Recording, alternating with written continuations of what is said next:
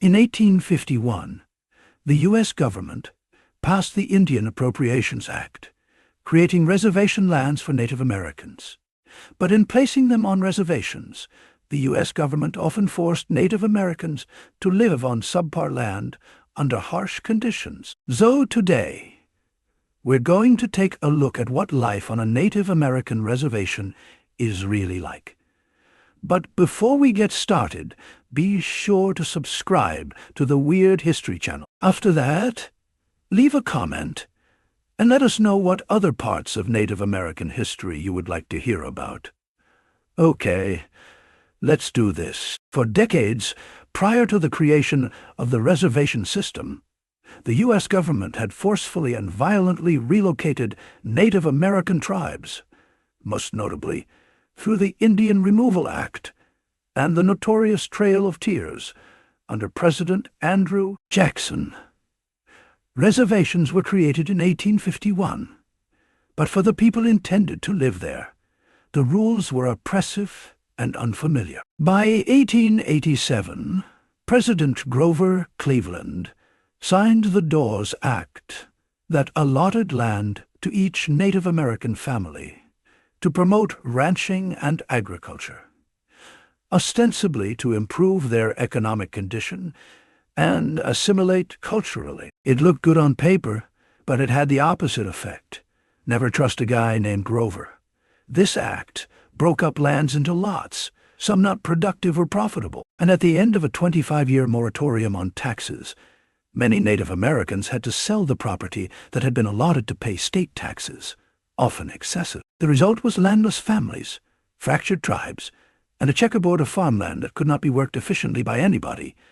It may have seemed like a great idea, but it had devastating cultural and economic impact. During the 20th century, Native American life was directly tied to the reservation system. And until the 1950s, most Native Americans lived on reservations. Today, the majority of Native Americans live in cities. But for the roughly 1.2 million who live on the 326 reservations across the U.S., life is still difficult. Tribes have had sovereignty since the signing of the U.S. Constitution. What sovereignty meant has been a point of debate among the tribes and with local, state, and federal governments.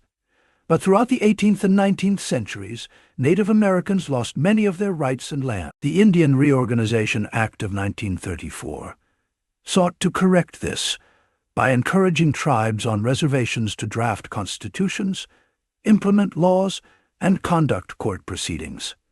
Every tribe is run and organized differently, but they're run by some tribal authority and are exempt from most federal and state laws.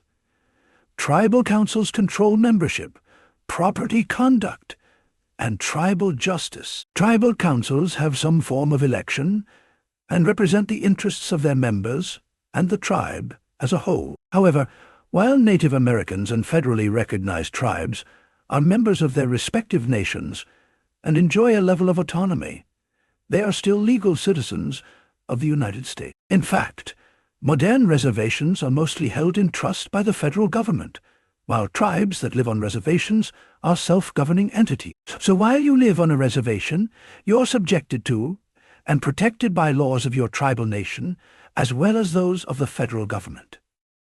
It's similar to how state governments operate. However, the multiple jurisdictions of tribal, state, and federal governments has had a complicating effect on crime and the justice system. Due in part to jurisdictional issues, low police staffing, and large areas, reservations experience comparatively high crime rates and low prosecution rates, even compared to other rural settings. Violence against women is more common among Native American groups. Even if an assault happens on a reservation, there are few resources and support options for Native women. Due to differences in legal systems, Native American courts do not have jurisdiction to prosecute non-tribal people. They would have to be tried in state or federal courts. Data also indicates that deaths by homicide were more than 2 times likely for Americans living on reservations between 2009 and 2011. These high homicide rates can be linked to alcohol, abuse, drug addiction, and trafficking, and gang activity. There is great income disparity within the 574 federally recognized tribes, largely due to gaming activity. But extreme poverty exists for many tribes, and reservations have been compared to developing countries. And in 2014, the median income for all Native Americans and Alaska Natives was just over $37,000. But some indigenous people living on reservations reportedly earn less than $10,000 a year. That's well below the national poverty threshold of $12,500 for a single-person household. In fact, Northwestern University estimates that up to one-third of all Native American households has income below the poverty line. For example, Oglala Lakota County, South Dakota, home of the Pine Ridge Reservation, has a per capita income of just $8,768, the lowest in the nation. Many reservations lack running water and electricity, and residents often live in shacks, trailers, and broken-down houses. That overcrowding is a result of limited resources, with households struggling to survive. Grandparents, parents, and children live with family members who cannot afford housing of their own. These living situations also mean child care often falls to grandparents. In other cases, children remain unsupervised while their parents are away at work. And while every kid dreams of not having a babysitter, it's almost never in their best interest. In addition, poor living conditions hamper children's ability to do schoolwork. Cheryl Luck, a teacher at the Pine Ridge Reservation, left the reservation to get a college degree and returned to teach. She regularly sees students without study supplies or even their own beds. According to her, many of the children sleep on floors or wherever they can, and then they're expected to perform 100%. There is some evidence that income levels on reservations may be slowly rising. But Native Americans not living on reservations earn almost twice as much as those who do. Understandably, this fact has caused tension within reservations. According to one study in Native News, Native Americans are, on one hand, encouraged to move into a city, go to school, find a job, perhaps start a family, and at the same time, hold a stay on the reservation where there's family and generations of support. Making this latter option difficult is the reality that while urban areas are increasingly becoming rife with promise and opportunity, tribal government has a high turnaround rate, which can lead to economic uncertainty because the majority of jobs are tied to tribal government.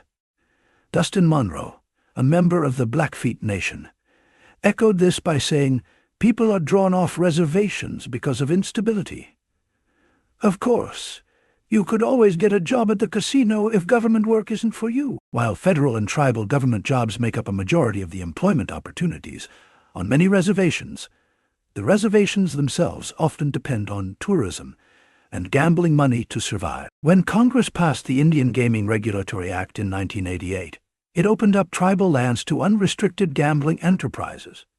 Since then, tribal nations in 29 states have opened casinos, bingo halls, and other gambling businesses. But the revenue these businesses garner varies by state and location. But annual revenue for all Native American gaming reportedly exceeds $32 billion. While some Native Americans believe the act has helped to stabilize reservation income, others find it controversial.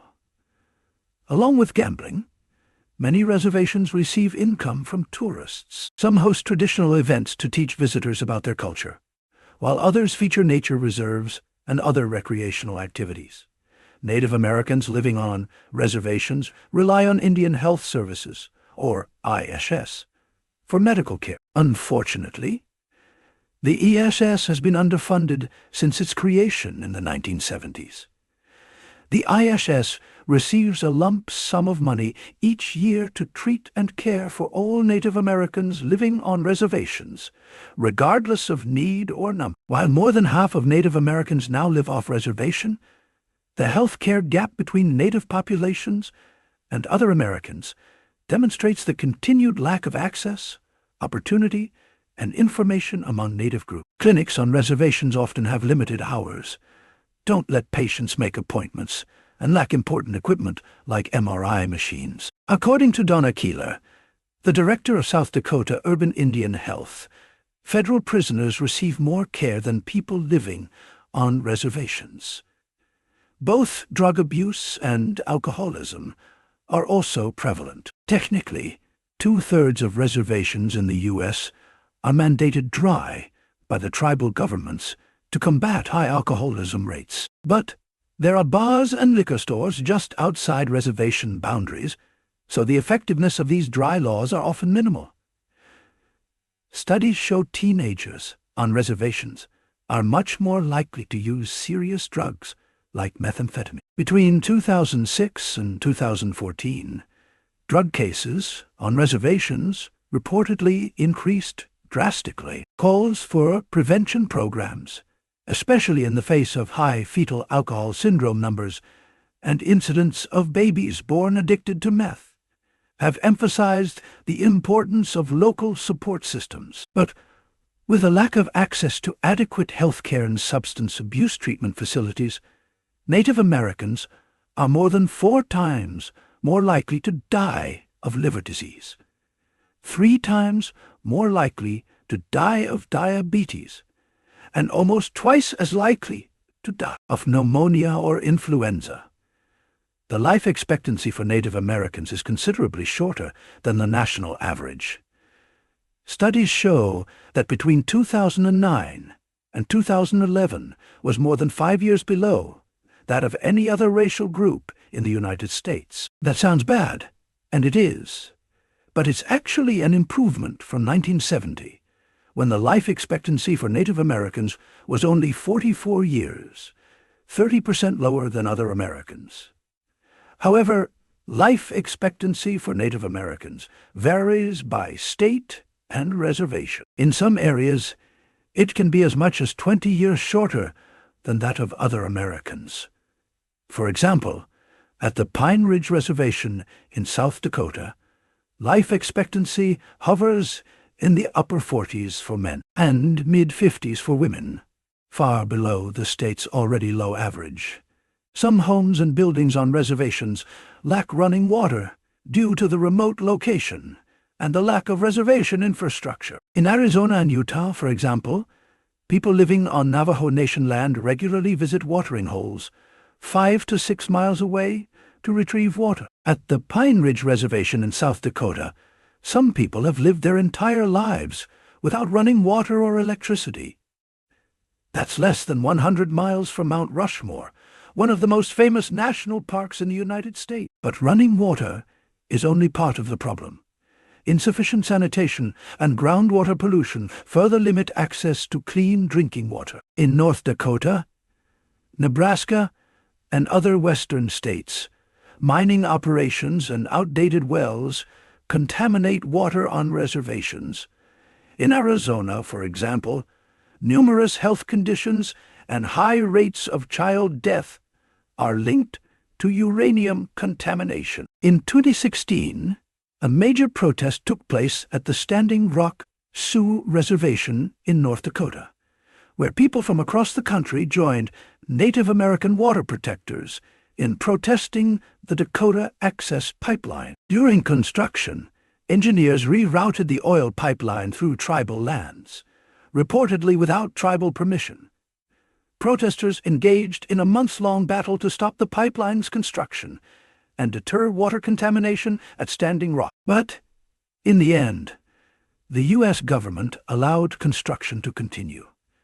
Reservations play an essential role in preserving Native American culture. In 1978, the federal government passed the American Indian Religious Freedom Act, which made it legal for Native Americans to carry out their indigenous spiritual beliefs and practices. The act allowed them to use bones and feathers from eagles, which are a protected species, use controlled substances in religious ceremonies, and access and control the access of others to certain areas they consider sacred. Native Americans, who encountered Christianity, especially Roman Catholicism, often blended native beliefs with those of Catholicism, creating a fusion of faiths. A robust Catholic presence remains on reservations in the larger Native American community.